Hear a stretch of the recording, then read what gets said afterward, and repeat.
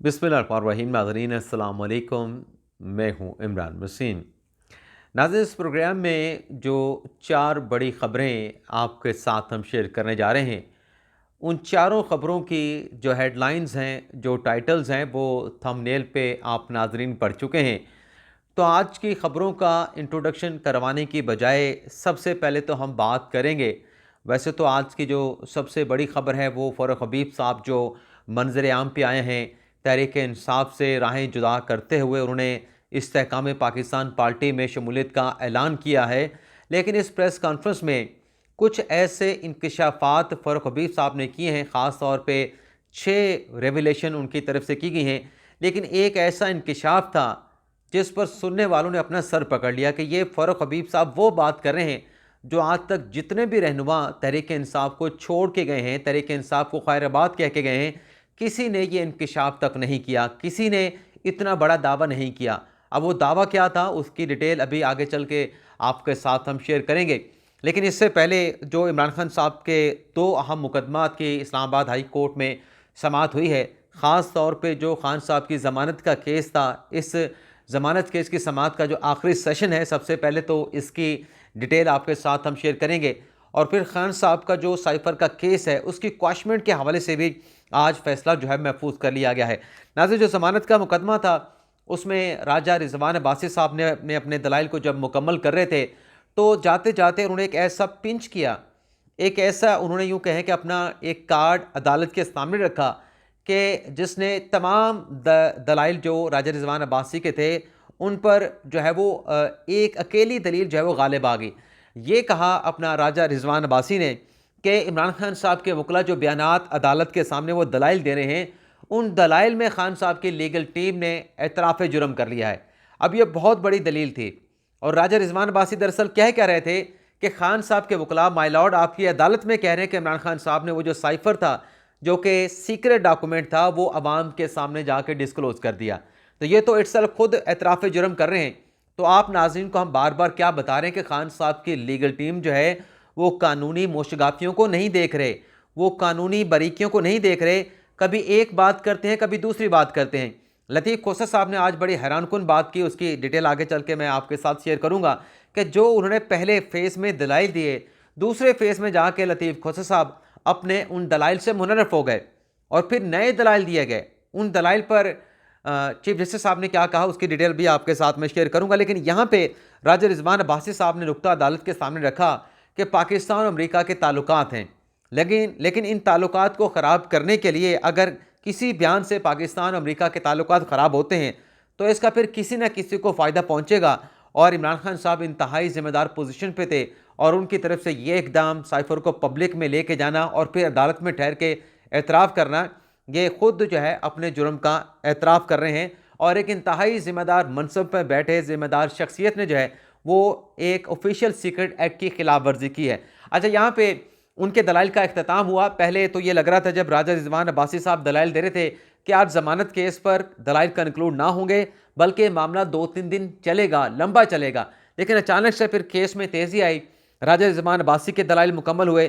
शाह खबर साहब जब दलाइल पे आए, प्रोसिक्यूशन के वकील है, उनसे चीफ जस्टिस साहब ने एक सवाल पूछा कि ये जो साइफ़र है इसकी वापसी का क्या SOP होता है। तो इस पर शाह खबर साहब ने कहा कि जैसे ये साइफ़र आता है, फिर इस जिन जिन लोगों को भेजा जाता है उनके पढ़ने के बाद फिर जल्दी इस साइफ़र की वापसी भी होती है। और नेशनल सिक्योरिटी कमेटी की जो मीटिंग है वो खान साहब ने तो 27 मार्च को जो जलसा किया उसके बाद बुलाई थी। शाह खबर साहब ने मुख्तसर दलील में सिर्फ ये कहा कि देखें, खान साहब के पास 8 मार्च को ये साइफ़र मौजूद था और 27 मार्च को इस्लामाबाद के जलसे में वो साइफ़र लहरा दिया। तो जो इतना हसास मामला था, धमकी का मामला था, कौमी सलामती का मामला था, तो कौमी सलामती का इजलास जो है खान साहब बुलाने में क्यों ताख़ीर की? पहले जलसे में डॉक्यूमेंट लहराया, उसके बाद कौमी सलामती कमेटी का जो है इजलास बुलाया गया। ये तो खान साहब के वकला उन्होंने भी इसी दलील को दोहराया जो राजा रिजवान अब्बासी साहब ने कहा कि आपके सामने इतराफ़ जुर्म कर रहे हैं। अच्छा, जब दोनों प्रोसिक्यूशन ने ये बात की तो उसके बाद जवाब में पहले सलमान सफदर साहब ने दलाइल दिए। सलमान सफदर साहब के भी मुख्तसर दलाइल थे। उनके बाद फिर लतीफ़ खोसर साहब आए और लतीफ़ खोसर साहब वो बात पिंच कर रही थी कि प्रोसिक्यूशन मेरे ऊपर मुझे हिट कर रहे हैं कि मैंने जो है वो एतराफ़ कर लिया है। तो लतीफ़ खोसर ने कहा کہ میں نے کسی قسم کا اعتراف نہیں کیا. یہاں پہ پروسیکیوشن کی سائڈ کی جانب سے غلط بیانی کی جا رہی ہے. کھوسا صاحب نے کہا کہ میں نے یہ نہیں کہا کہ عمران خان صاحب نے سائفر جو ہے وہ جلسے میں لہرایا تھا, دکھایا تھا, عوام کو دکھایا تھا. وہ تو علامتی طور پہ خان صاحب نے اس سائفر کو لہرایا تھا. حالانکہ کھوسا صاحب کی دلیل یہ تھی کہ چونکہ ابھی پہلے سیشن میں جب صبح کو اس کیس کی سماعت ہوئی تو کھوسا صاحب نے کہا تھا کہ عوام جو ہے وہ طاقت کا سرچشمہ ہے, اور عمران خان صاحب نے سائفر کے معاملے پر اپنے قوم کو اعتماد میں لیا تھا, اور یہ کرتے ہوئے عمران خان صاحب نے اپنے حلف کو فالو کیا تھا. اب یہ کہہ رہے تھے کہ صرف وہ علامتی طور پہ سائفر وہاں پہ لہرایا گیا, عوام کو کچھ بتایا نہیں گیا. آپ یہ بتائیں کہ خان صاحب نے وہ سائفر صرف لہرایا تھا یا زبان سے سب کچھ بتایا بھی تھا کہ یہ ہوا امریکہ میں یہ ہوا؟ کیا نہیں بتایا تھا خان صاحب نے جو کچھ سائفر میں لکھا ہوا تھا؟ تو لطیف کھوسا صاحب کو وہاں پہ لینے کے دینے پڑ گئے. اس کے بعد ناظرین پھر یہ ہوا کہ اس کیس کا فیصلہ تو محفوظ ہو گیا, یہ جو اپنا ضمانت کا مقدمہ تھا. اس کے بعد پھر دوسرا اہم مقدمہ سماعت کے لیے آیا جو کھوسا صاحب نے آج کواشمنٹ کے اوپر دلائل دیے تھے کہ خان صاحب کے خلاف تو یہ سائفر کی آفیشیل سیکرٹ ایکٹ کی خلاف ورزی کا مقدمہ بنتا ہی نہیں ہے, اس ایف آئی آر کو کوائش کیا جائے. تو دوسرے سیشن میں کیونکہ کھوسا صاحب تو پہلے دلائل دے چکے تھے تو شاہ خاور صاحب نے دلائل دیے. اب یہ جو پہلے سیشن میں لطیف کھوسا صاحب ضمانت درخواست پہ سماعت دیتے ہوئے ایک دلیل دے چکے تھے کہ عمران خان صاحب نے سائفر کو ڈی کلاسیفائڈ کر دیا تھا. یہاں پہ ان آرگومنٹ کو بھی شاہ خاور صاحب نے, پروسیکیوٹر نے کاؤنٹر کر دیا. اب شاہ خاور صاحب نے کیا کہا؟ شاہ خاور صاحب نے کہا کہ یہاں پہ جو کہا گیا کہ سائفر کو عمران خان صاحب نے کابینہ کے اجلاس میں ڈی کلاسیفائڈ کیا تھا پبلک کے لیے, یہ دلیل بالکل غلط ہے, یہ حقائق کے منافی ہے, ریکارڈ کے برعکس ہے. شاہ خاور صاحب نے کہا کہ سائفر کبھی ڈی کلاسیفائڈ نہیں ہوا. 8 اپریل کو عمران خان صاحب نے کابینہ کا اجلاس بلایا اور اس میں عمران خان نے کہا کہ سائفر کو عوام کے لیے پبلک کیا جائے, لیکن سیکرٹری خارجہ اور سیکرٹری قانون نے اس کی مخالفت کی تو اس ڈاکومنٹس کو پبلک کے لیے کلاسیفائڈ کرنے کا فیصلہ نہ ہو سکا. اور پھر 9 اپریل کو عمران خان صاحب نے کابینہ کا ایک اور اجلاس بلایا. اس اجلاس میں صرف 5 مخصوص لوگوں کے لیے اس سائفر کو ڈی کلاسیفائڈ کیا گیا, جس میں چیف جسٹس کے لیے, صدر مملکت کے لیے, اسپیکر قومی اسمبلی, ڈپٹی اسپیکر اور ایک فرد کے لیے جو ہے اس سائفر کو ڈی کلاسیفائڈ کیا گیا. لیکن عدالت میں ٹھہر کے یہ کہنا کہ عوام کے لیے عمران خان صاحب نے سائفر کو ڈی کلاسیفائڈ کر دیا تھا تو یہ عدالت کے سامنے غلط بیانی کی جا رہی ہے. اب آپ دیکھ لیں کہ ہم جب خان صاحب کی لیگل ٹیم کی بات کرتے ہیں, ان کی تیاری کی بات کرتے ہیں کہ ان کو یہ جو اس طرح کے دلائل ہیں اس سے خان صاحب کو فائدہ نہیں پہنچے گا, اس سے الٹا نقصان پہنچا رہے ہیں. یعنی پہلے خود اعتراف کرتے ہیں کہ خان صاحب پبلک میں لے کے گئے, عوام کو اعتماد میں لیا, اپنے حلف کی پاسداری کی, اور پھر جب پروسیکیوشن نے انہی کے دلال کو اڈاپٹ کر کے فائدہ حاصل کرنے کی کوشش کی کہ یہ تو اعتراف جرم کر رہے ہیں, تو کہتے ہیں کہ نہیں ہم نے ایسا نہیں کیا, اور پھر خود ہی عدالت میں کہتے ہیں کہ اس کو ڈی کلاسیفائڈ کیا گیا. تو جب پروسیکیوشن نے بات رکھی تو ظاہر سی بات ہے کہ کھوسا صاحب کے لیے یہ بات بھی برداشت کرنا انتہائی مشکل تھی کہ یہ تو ہمارے اوپر ہی جو ہے وہ الزام آ رہا ہے. لیکن بہرحال اس کواشمنٹ والے کیس کا فیصلہ بھی عدالت نے محفوظ کیا عامر فاروق صاحب نے, اور اس کا نتیجہ کیا نکلا, اس کا کونسیکوینس ناظرین یہ ہے. ایک تو جو لطیف کھوسا صاحب نے کہا تھا کہ ہمیں حکم امتناع دے دیں کل فرد جرم لگ سکے, تو آج حکم امتناع نہ مل سکا, دونوں کیسز میں فیصلہ محفوظ ہوا ہے. تو اس کا الٹیمیٹلی مطلب یہ ہے کہ کل خان صاحب پہ اڈیالہ جیل میں فرد جرم لگائی جائے گی, یعنی انہیں چارج شیٹ کیا جائے گا. تو ایک تو ناظرین یہ ڈیولپمنٹ ہوگی. اس کے علاوہ ناظرین آ جاتے ہیں فاروق حبیب صاحب والے انکشافات پہ. بس ویسے چیف جسٹس والی خبر ناظرین آپ کے ساتھ پہلے شیئر کر لیں, پھر وہ فاروق حبیب صاحب والی بات پہ پریس کانفرنس پہ ڈیٹیل میں بات کریں گے. ناظرین آج سپریم کورٹ میں فیول پرائس ایڈجسٹمنٹ سے متعلق بڑے اہم کیس کی سماعت ہوئی. اس کا ناظرین کچھ پس منظر بتا کے مختصر سی ڈیٹیل آپ کے سامنے رکھوں گا کہ لاہور ہائی کورٹ کے جسٹس باقر نذیر صاحب نے مختلف درخواستیں آئی تھیں فیول ایڈجسٹمنٹ چارجز کے حوالے سے, ان درخواستوں پہ سماعت کرتے ہوئے فیصلہ دیا تھا کہ یہ غیر قانونی ہے. فیول ایڈجسٹمنٹ جو چارج ہے, سر چارج ہے عوام سے لینا, اس کو غیر قانونی قرار دیا تھا, اور کہا تھا جو اپنا ڈسٹریبیوشن کمپنیز ہیں ان سے کہا تھا کہ آپ نے جو ریکوریاں کی ہیں وہ عوام کو واپس کریں اور فیوچر میں آپ کوئی ریکوریاں نہیں کر سکیں گے. تو اس پہ آج سماعت ہوئی تو چیف جسٹس قاضی فائصل صاحب نے اس معاملے کا نوٹس لیا, اور اس میں ساتھ امین الدین خان صاحب تھے, اطہر من اللہ صاحب تھے, کہ یہ جو پالیسی میٹرز ہیں اس میں ہائی کورٹ کیسے مداخلت کر سکتی ہے. اور پھر آرٹیکل 199 بڑا واضح اس میں لکھا گیا ہے کہ جب آپ کے پاس الٹرنیٹ ریمیڈی موجود ہے تو پھر ہائی کورٹ نے اس کیس کا فیصلہ کیوں کیا. پہلے یہ متعلقہ فورم پہ, نیپرا کے فورم پہ جاتا, नेपरा के बाद एपलेट फोरम जो ट्रिब्यूनल है नेपरा का, वहाँ पे जाता। बराह रास्त हाई कोर्ट इसका फैसला कैसे कर सकती है? ये तो ऐसा फैसला है जिसका आइन और कानून में कोई जवाज़ नहीं, आइन और कानून के तनाज़र में ये फैसला काबिल अमल नहीं।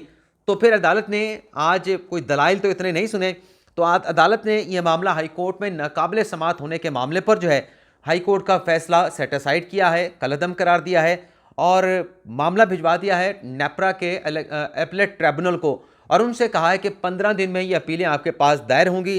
15 दिन के बाद आप 10 दिन के अंदर इसको समाअत के लिए फ़िक्स करेंगे और 90 दिन की जो कानूनी मियाद है उसके अंदर आप इस केस का फैसला करेंगे। अब बात यह है कि फ्यूल एडजस्टमेंट रिकवरियों का क्या होगा, तो इस पर सुप्रीम कोर्ट ने काजी फैसल साहब ने ये कहा है कि आज से तो आप जो रिकवरियां हैं फ्यूल एडजस्टमेंट सरचार्ज की वो करें, लेकिन जो माजी की रिकवरियां हैं वो आप नहीं करेंगे। और दोनों जो वाजबात हैं, अगर ये ट्रिब्यूनल से फैसला डिस्ट्रीब्यूशन कंपनीज़ के हक़ में आया कि फ्यूल एडजस्टमेंट जो चार्जेस हैं बिल्कुल दुरुस्त हैं, तो माजी वाले रकम भी आप लीजिएगा आवाम से और मुस्तकबिल की तो आप रिकवरियाँ कर रहे हैं। लेकिन अगर काजी फैसल साहब ने कहा कि एक कानूनी फोरम पे जो कि कानून ने क्रिएट किया है वहाँ पे फ्यूल एडजस्टमेंट चार्जेस को गैर कानूनी गैर आइनी करार दिया गया, तो फिर जो माजी के सरचार्ज हैं, जो रिकवरियाँ हैं, वाजबात हैं, वो तो आप नहीं लेंगे।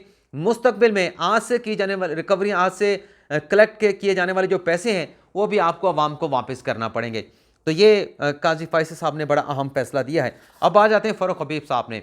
फ़ारूक हबीब साहब नाज़रीन जब वो आज आए मंजर आम पे, ग्वादर से वो गिरफ़्तार हुए और बल्कि लापता हुए या गिरफ़्तार हुए।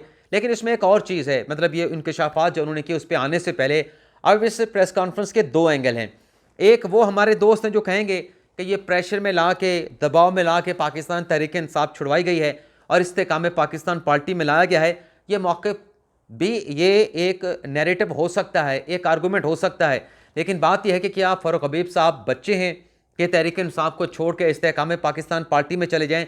ये दूसरा एक स्टांस हो सकता है। लेकिन कतई नज़र इस बहस के कि फ़ारूक हबीब साहब को कौन लेके आया, वो कहाँ पे थे, कहाँ से गायब हुए, उनको कहाँ रखा गया और उन्हें किस तरीके से इस्तेकाम पाकिस्तान पार्टी में शामिल कराया गया, इन तमाम सवालात के कतई नज़र अगर फ़ारूक हबीब साहब की प्रेस कॉन्फ्रेंस में उनकी जो बॉडी लैंग्वेज थी उसको देखा जाए, उनकी जो अपीयरेंस थी, उनके जो बाल जिस तरीके से वो लग रहे थे और जिस फ्लुएंसी में वो बात कर रहे थे, उससे लग रहा था कि उनको ये तमाम बातें कहीं नहीं गई, बल्कि वो खुद इस बात की रियलाइजेशन करते हुए कि पिछले अदम एतमाद की जब तहरीक इमरान खान साहब के ख़िलाफ़ आई, उसके बाद जो कुछ भी इक़दामात फ़ैसले इमरान खान साहब ने किए वो तमाम फ़ैसले गलत थे और उसका उन्होंने बरमला एतराफ़ भी किया।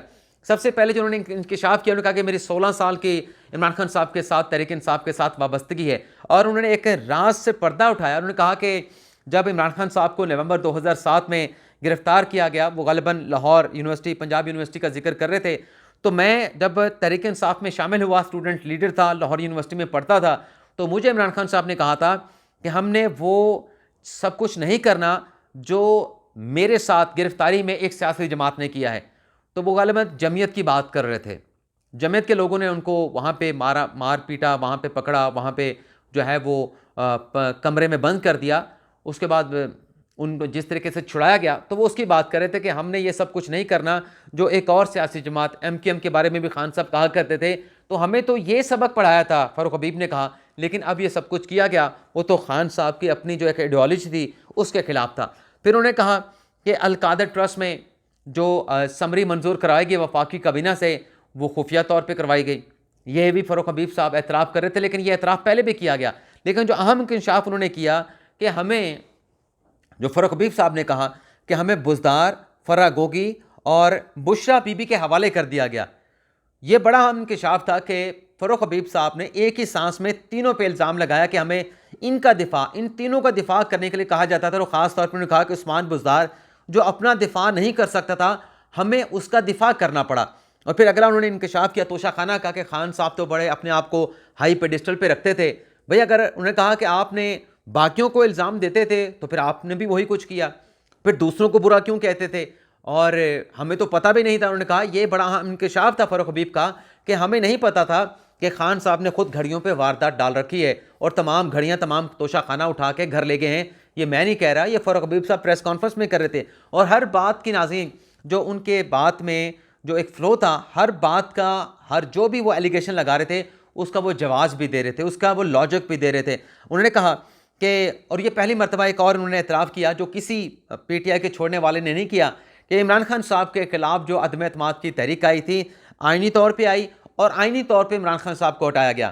اور آگے انہوں نے کہا کہ 9 مئی کے واقعے کے بعد خان صاحب نے تشدد پر لوگوں کو ابھارا، اس سے پہلے بھی ابھارا اور بعد میں بھی ابھارا، اور خان صاحب کو تدبر کا مظاہرہ کرتے ہوئے، درگزر کا مظاہرہ کرتے ہوئے، ایک لیڈرشپ کا مظاہرہ کرتے ہوئے، جہاں ووٹ کے اوپر انحصار کرنا تھا خان صاحب نے بلٹ پہ انحصار کیا.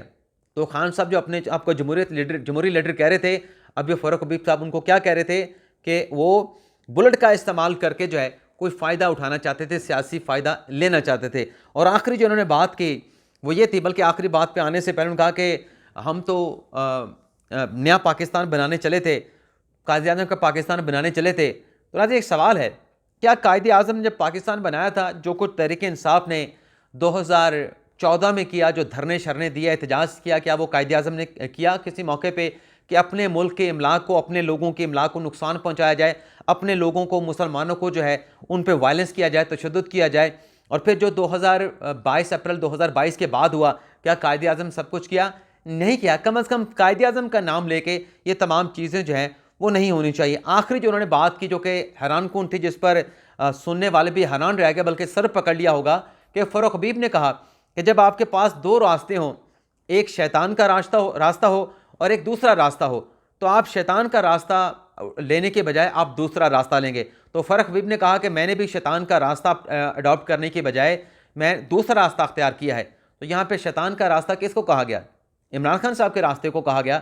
کسی پی ٹی آئی کے چھوڑنے والے نے کہا کہ عمران خان صاحب جو ہیں وہ شیطان ہیں یا ان کے ساتھ چلنا شیطان کا راستہ ہے. یہ فاروق حبیب صاحب نے پہلی مرتبہ انکشاف کیا کہ سننے والے حیران رہ گئے کہ فاروق حبیب صاحب یہ کیا بات کر رہے ہیں.